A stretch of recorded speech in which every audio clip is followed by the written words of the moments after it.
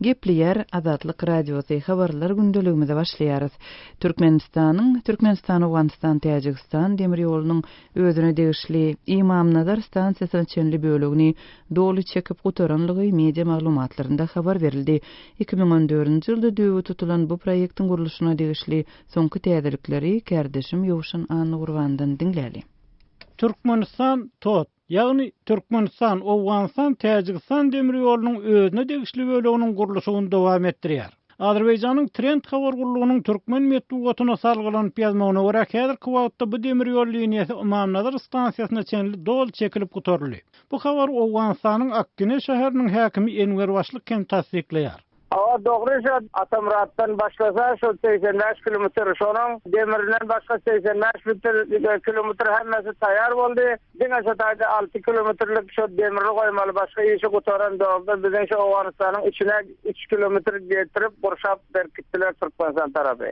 Odal habar berilişine görä Tot demir ýol proýektiniň başga tapgaryny Türkmen topragyny Atamrat İmamnazar aralygyna 85 kilometr aralyga demir ýol çekilmeli. Soňra bu ýol İmamnazardan Awganistanyň Antkoy diýen ilatly ýerine 35 kilometr aralyga ýetirilmeli. Türkmen medeniýeti Tot demir ýolunyň guruluşy bilen bir hatarda elektrik liniýasynyň hem çekilýändigini, Gülistan we İmamnazar stansiýalarynyň infrastruktura desgalarynyň guruluşynyň alınıp barlaýandygyny, şeýle-de 2 san ul demir ýol köprüsiniň gurulandygyny habar berýär. Ýöne Täjikistan Tot demir ýolunyň guruluşy wagtda entek alalaşylmaýan meseleleriň hem bardygyny habar berýär. Täjikistanyň transport ministri Sherali Ganjalzodanyň 1-nji awgustda Duşanbede guralan medeniýet ýygynyň aýdan söýlederinden çen tutulsa, resmi Moskwa Tot demir ýolunyň guruluşyny amala aşyrmak baradaky protokol keniden tasdiklemandyr.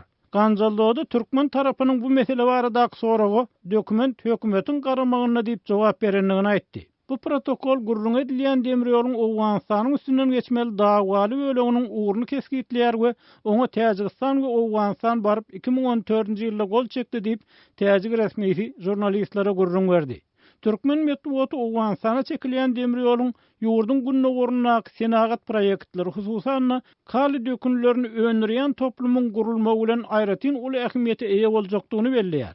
Awganistanyň bilelikdäki infrastruktura proýektleriniň durmuşa geçirilmegi Awgan ykdysadyýatyna kuwatly itergi berer. Sosial meseleleriň çözgüdüne ýardym eder diýip Türkmen medeniýeti belleýär. Awganistanyň Akkine şäheriniň häkimi Enwer Başlyk eger gurulup ulanmaga berilse bu demir ýoluň peýdasynyň uly boljakdygyny sebäbi häzir Türkmenistanyň gelýän ýükleriň ýük maşinlaryna getirilýändigini aýdýar. Biziň häzir ýüklerimiz maşinda gelýär. Eger bu demir ýol üstünden gelse bize gelýän ýükler arzan bahadan bize gelip goşulýar. O hem bu demir ýoluň soňunda Akkynada gurşulyp Täjikistan tarapa çekiljek. Enwer Başlyk Azatlyk Radiosu bilen telefon söhbetdeşligini bu demir ýoluň Awganistanyň üstünden Täjikistana çekiljek böleginiň hem ul transit girdejesini getirecekdigini, halk üçin täze iş ýerleriniň dörediljekdigini we bu işin gowy garşylanýandygyny aýtdy. Emma muňa garamazdan Täjikistan Tot proýektiniň durmuşa geçirilmän galmagynyň sebäpleriniň biriniň Awganistanyň durnuksuzlyk bilen baglygyny aýdýar. Mundan başga Täjikistanyň demir ýol idarasynyň başlygynyň ornwasary Osman Kalandarow Tot proýektiniň mali meselesiniň çözülmeýändigini, adi ösüş bankynyň ýurtdaky howpsuzlyk ýagdaýlary sebäpli Toty maliýeleşdirmegi ýa tesirýändigini aýtdy. Adi ösüş banky odal bu proýekte $9 milyon serişde goý beripdi. Kerdeşim Ýowşan Anugurwanyň maglumatyny dinlediňiz. Türkmenistanyň Daşowuz vilayatynyň häkimetleriniň namaz okuyan ýa-da sakkal goýberýän ýaşlary tutup olara garşy dürli çäreleri görýänligi barada maglumatlar gowşýar. Kerdeşim Zehranyň bu mesele bilen gyzyklanyp taýýarlan maglumatyny dinläli. Türkmenistanyň Daşowuz vilayatynyň häkimetleriniň namaz okuyan ýa-da sakkal goýberýän ýaşlary tutup olara garşy dürli çäreleri görýändigi aýdylýar. Ýurdun Demirazak vilayatynyň käbir ýaşaýjylarynyň Azatlyk Radiosyna beren maglumatyna görä, häzirki wagt Türkmenistanda sakkaly sehel ösgün. Emma ýaşy uly bolmadyk adamlar komitetçikler, ýagny Türkmenistanyň Milli Howpsuzlyk Ministrliginiň işgärleri tarapyndan tutulup alınıp gidilýär. Men şu wagt sakkalymy günne sirýäryn. Türkmenistanyny ýüzüň sähelçe garalan bolsa, ýagny 3-4 gün sakkalyň syrmadyk bolsaň, onu ýol goýugçylyk gullugynyň işgärleri ýa-da komitetçikler tutsak edýärler. Hiç ýyl sebäp düşündirmän alyp gidýärler. Diýip Daşowuzly 25 ýaşlarynaky Rahim aýdýar. Yeri gelenine bellesek resmi metbuatda Türkmenistanda ýaşly ýaşyna yetmedik adamlaryň sakkal ösürmegini çäklendirýän kanunyň ýa-da kararyň bardygy barada maglumat göze ilmeýär. Muňa garamazdan resmiler tarapyndan tutsak edilen 50 ýaşyna yetmedik adamlara dürli soraklaryň berilýändigi we olaryň sakkalynyň mejburi syrdyrylýandygy aýdylýar. Yakynny vilayetin polisiýa darasynyň işgärleri sakkal goýuran bir tanış ogluny çagyryp oňa näme üçin sakkal goýberýän? Sen wahhabistmi? Namaz okuýarsyňmy ýaly soraglary beripdirler. Soňra da sakkalyny syrypdyrlar. Ondan soň eline arak çüýşesini berip, onu ıstakana goýup içmege goýurypdyrlar. Ol buýrugy ýerine ýetirmeli bolupdyr. Soň oňa doňuz etini ýedirip, inni sakkal goýberanyň görmälip goýberipdirler. Dip 30 ýaşyna goloýlan Begmurat gurung berýär. Ýöne ýaşlaryň ählisi boğulan ýaly aňsat sypmaýar. Sebäbi türkmen resmileriniň beren soraklaryna göwnüjay jogap bermedik we olaryň talaplaryny ýerine ýetirmedik türkmensanlara garşy has yaramaz çäreler görülýär diýip Begmurat belleýär. Namaz okuyan ýa-da sakkal goýberýän käbir adamlar komitetçikleriň talap etýäri sakkalyny syrmasa, arak içmese, doňuz etini iýmese, onlar urup ýenjip zor bilen sakkalyny syrýarlar. Olaryň käbirini bolsa suud etmezden tutsak edýärler. 7-8 ýyl iş kesýärler. Şu wagt obamyzdan şeýle ýagdaý bilen baglanyşykly 2 adam masaly. Olaryň ykbaly barada hiç kim hiç zat bilmeýär. Dogan arnaşlaryna da maglumat berilmeýär. Dip Begmurat gurung berdi. Türkmen resmilerine sakkal goýberýän ýaş türkmensanlar babatynda nähildir bir gadawançylygyň girdilendigini ýa girdilmändigini ne tasdikladyp ne de inkar etdirip boldy. Kärdeşim Sehranyň maglumatyny dinlediňiz. Türkmenistanyň alternativ habarlary websaýty Awazada Hazar deňizinden 100 metr aralykda ýerleşýän etrapçanyň jaýlarynyň ýykylýanlygyny habar berýär. Ýerli synçy ýazyjy Amanbat Bogaýew bu etrapçyda ýerleşýän jaýlaryň ýykylmagy bir näçe ýyl ozal başlanyp, indi bolsa dürli sebeplere görä ýykylman galan 50 töweregi jaýyň ýykylýanlygyny aýdýar. Bu ýagdaýyň jekmejekleri barada Amanbat Bogaýew bilen geçirilen söhbetdeşligi dinläýin. Kaddezde etrafçasını yıkma kampanyasından 4 yıl evvel başlandı. Bir şeyle oldu. Şahırın birinci 10 yıllığının ayağını Avada Dinzastı onusunu salmak kararına verildi. İlki kadimi Avada onusunu hem de 13.000 töweregi dağçı zaylarını yıktılar. 2012 yılda Kaddez etrafçasından yıkmak kararına verildi. Etrafçan ähli zaýlaryny 250 temes zaýyn yıktılar. Ýezi ösmegini gorap bilýän ýa-da şäher vilayet häkimliginiň emelleri bilen umumdil tapýan 50 temes zaýy derilmedi. Amanrat, kattezler etrafçasynda jaý ýykylýanlara jaý hödürlenýär. Emma adamlar şol jaýlara ýazgy edilmeýär diýen habar hem bar. Bu ýagdaýyň sebäbini bilýärsiňizmi?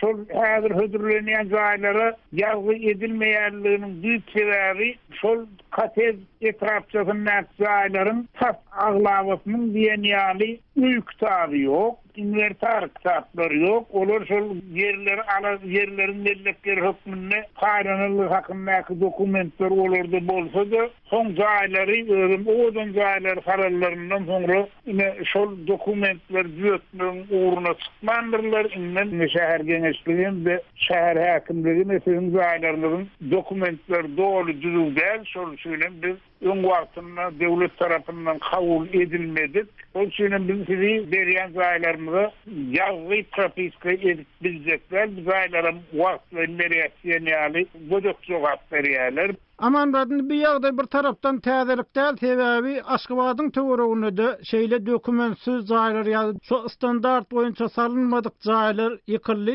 Şoň bilen birlikde de ilat ullokan ýetkä garly şol öz emlägi bilen baglykdy. Bu ýagdaý bolsa halkara hukuk toparlary tarapyndan hem ýazgyrly. Eýsem Kattez töwereginde bir aralyk çykalga tapmak mümkinçiligi ýokmudy? Şu arada adamlaryň özleri, jaýlary ýykylýan adamlaryň özleri näme pikir edýärler? Ýa diňe şo ýykylmaly, adamlar emlägini ýitirmeli, şoň bilen ulalaşylýarmy?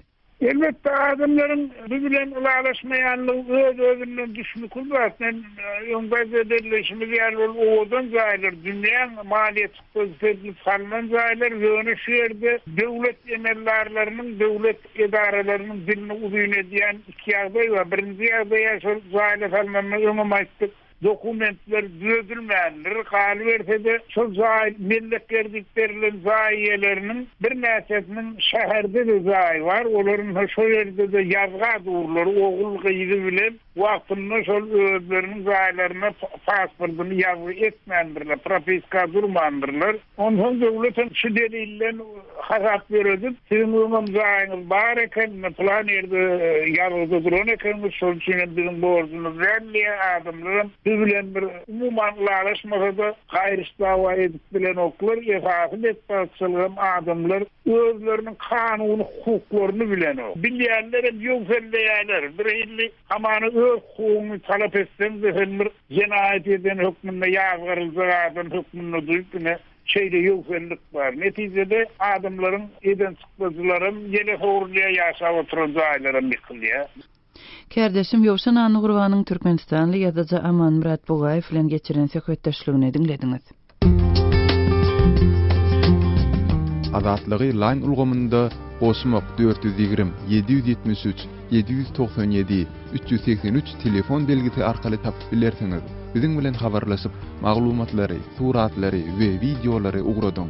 Şahsiýetiniz dogry gizlilikde saklanır. Osmok 420 773 797 383.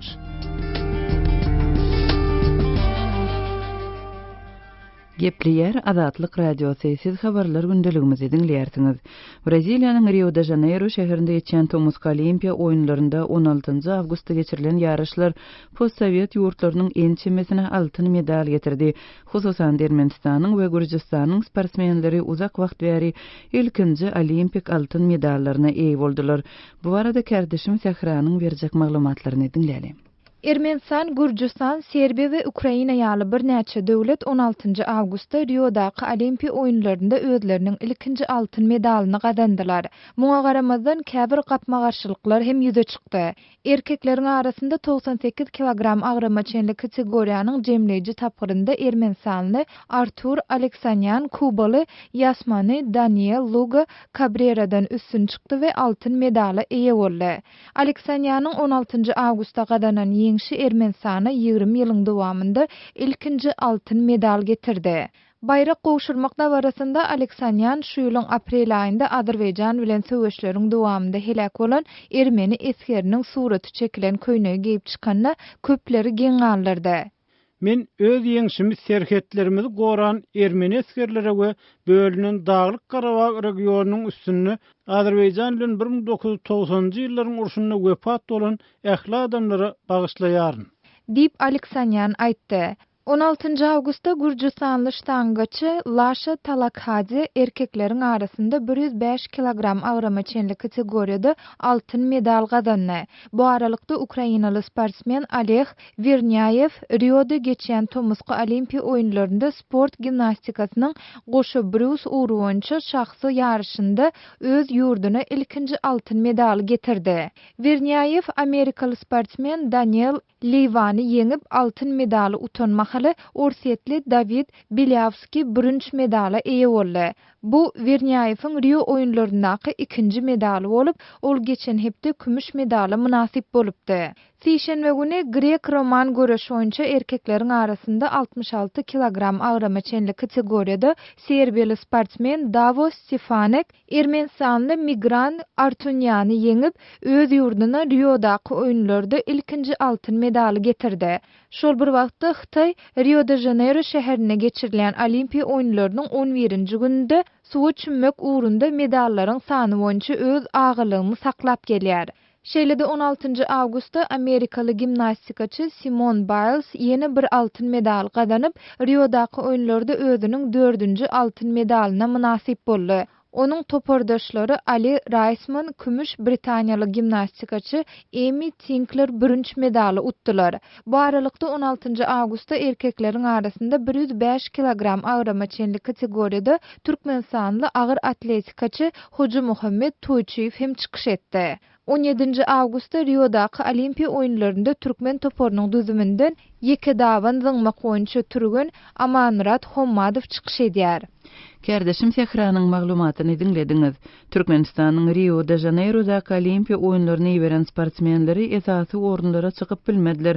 16-njy we 17-nji awgustda türkmen sportsmenleri agyr atletika boýunça sport görnüşlerinde çykyş etdiler. Eýsem türkmen sportunyň taryhy olimpik medallary munasip bolmak bilen bagly nähili pursatlary başdan geçirdi. Ýurdun altyn kümüş medaly eýe bolan nähili sportsmenleri bar.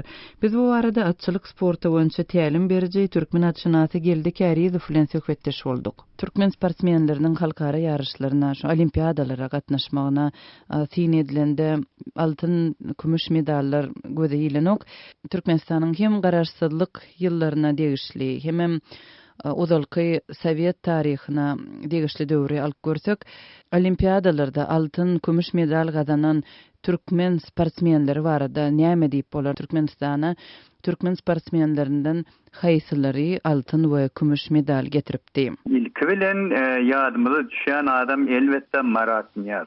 Sebäbi ol diňe 1960-njy ýylda Olimpiya oýunlarda kümüş medalyň eýesi bolman SSR'de iň atly sportsmeniň biriniň hasabyny geçiren adam. Sebäbi tüpüňden atmakda gatykän wagtlap bütün dünýäň çempionu bolan, 17 goloy bolan, Ýewropaň çempionu 3 wedek bolan, 14 gedek SSR'ň çempionu bolan, 13 wedek SSR'ň rekordsmeni şeýle atly sportsmen elbetde ýatym çykaryp bolmaýar. Onuň diň odel bir Aman Şaniýadow diýip biziň Olimpiya zbornynyň gimnastyklaryň olimpiada gatnaşýan toporunyň sportsmenleriniň biri Aman Şaniýadow. Altımurat Orazurdiýew diýip bardy paher gitti bu dünýeden dünýäň rekordsmeni bolan oglan. Onuň bir Danyar Ismailowyna ýaňy Türkmenistanyň raýaty başga ýurdun hasabyna çykyş edip ýene-de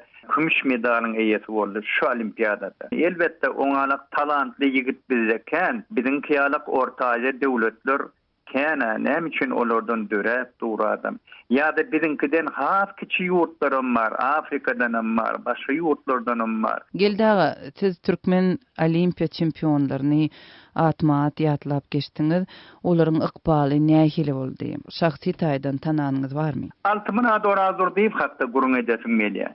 Şol ýigit bara şu sportda türkmeniň adyny, Türkmenistanyň baýdagyny, adyny çöhratyny dünýä derejeye ýetirjek bolup, öz antarlygyny şeýle agramtarly bolan şoňa $50,000 şol dializ etmek üçin satyn alyp bilmedi Niýazow. Gerekkel her kime gerek bar. Ol onuň mäşillikde bolan mesele Altımurat diýilýän ol bar, SSR'ň çempionu bolan, o wagt ýykylyp barýan döwrüne ona bir kömek gerekdi. Men Niýazow tarapdan şo goldaw bolmady. Onuň Aman Şaniýadow bize sportyň ministri boldy, nemeti şoňa atly adam.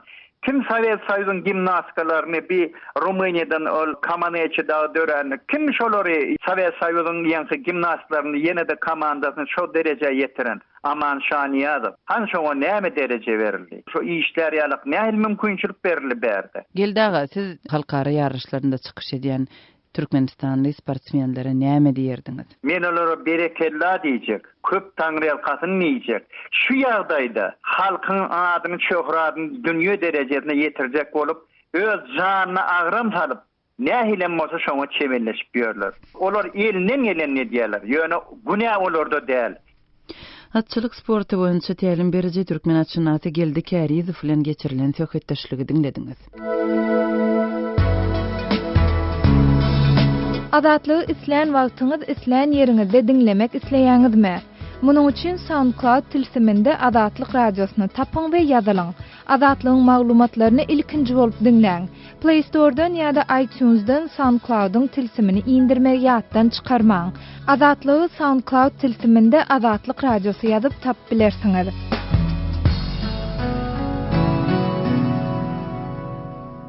Gepleýär Adatlyk radio sesiz habarlar gündeligimizi dinleýärsiňiz. Owganistanyň Demirgazagyndaky Jowzjan ýylaýatynda Islam döwleti atly topuryň ýol başçysynyň ele alynandygy habar berildi. Demirgazak Owganistanda hökümet güýçlerine garşy Taliban topurundan daşary ýurtly söwüşçileriň hem söwüşýänligi barada ýerli resmiýetler habar berip gelýärler. Jowzjandaky soňky ýagdaýlar barada Owganistandaky habarçymyz Şamirdan Guly Muradynyň berjek maglumatlaryny dinläýäli. Demirgazyk Awganystanyň Jowzjan vilayatynda Islam Döwleti adly toparyň bu vilayet üçin bellen hakimi tutuldy. Tutulan milletanyň sorak sawalyň edilýanyny yerli resmiler aýdýar.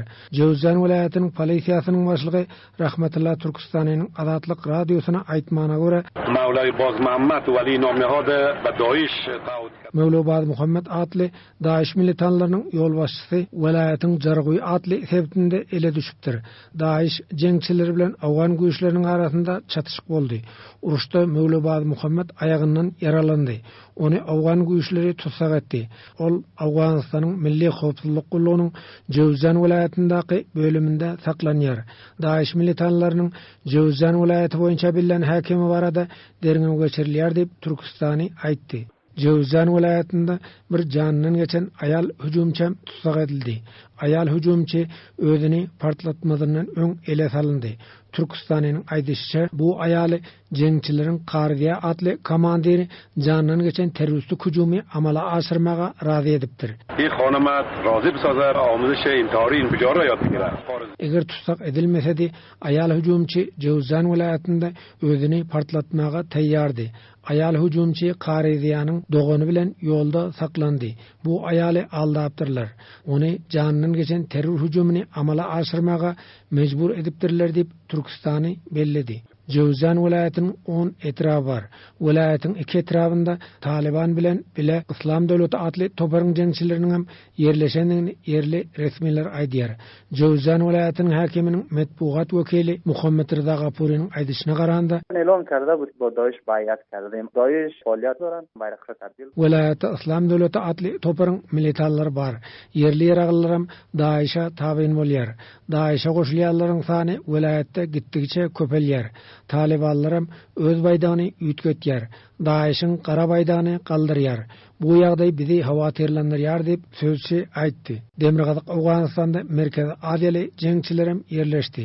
Özbegistanyň Islam harekatiniň agzalarynyň hem Daesh bilen hyzmatdaşlyk edýänyny Awganystanyň Goranmak ministrliginiň sözçisi Muhammed Ratmeniş hem tasdiqlady. به زبان کشورها صحبت میکنن اسناد ازیاب دست آمده تاجیکستان و Özbekistan. Olar Özbekçe we Täjikçe gürleýär. Hemen bu milletlaryň Özbekistanyň, Täjikistanyň we Çeçenistanyň raýaty bolandygy barada dokument biziň elimize gowuşdy. Merkez Aziýaly jeňçiler Demirgazyk Awganystanyň dürli regionunda hereket edýär diýip Ratmeniş bildirdi. Islam Döwleti adly toparyň jeňçileriniň Faryab we Serpil vilayatynda hem yerleşendigini yerli geňeşiň agzalary aýdýar. Şaýmerdan Gulmurady Kabuldan Azatlyk radiosu. Howanstandaky habarçymyzyň maglumatyny dinlediňiz. Gepleşiklerimizde gozgalýan meseleler barada maglumat, pikir paýlaşmak isleseňiz azathabar.com web saýtymyza şeýle-de Azatlyk radiosynyň sosial ulgamlaryndaky sahypalaryna siýahat ediň. Azatlyk radiosu bilen Telegram arkaly habarlaşyň. Munyň üçin şu nomerleri ulanyň. Goşmak belgisi 420 773 797 383 Goşmak belgisi 420 724 168 983. Eger deslendik bir mesele ýa-da bolup geçýän ýagdaý barada maglumat bermek isleseňiz, Telegram tilsimini indiriň we biz bilen habarlaşyň. Telefon nomerlerimiz Goşmak belgisi 420 773 797 383. Ýene bir nomer Goşmak belgisi 420 724 168 983. Azatlyk radiosu siziň şahsiýetiňiziň gizlilikde saklanjagyna kepil geçer. Şunun bilen habarlar gündeligimiziň şonky sanyny jemleýär. Saýlary kesmeden soň gepleşigimizi ýazgyda dinläp bilersiňiz.